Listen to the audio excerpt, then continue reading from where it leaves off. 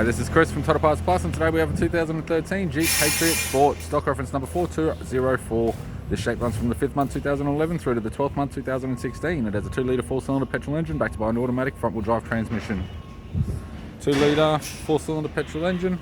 We have the right-hand headlight, radiator grille, left-hand headlight, tidy front bumper cover, left corner light, left guard appears to have no damage, left front 17-inch factory alloy mag with a good tyre, left power door mirror. Bonnet appears to have no damage. Both left-hand doors appear to have no damage. Left front, 17-inch factory alloy mag with a good tyre. Left tail light. Right rear, 17-inch factory alloy mag with a good tyre. Both right-hand doors appear to have no damage. Right guard appears to have no damage. And a right front, 17-inch factory alloy mag with a good tyre. We have the driver's side door trim, power window master switch. This vehicle is fitted with black cloth interior.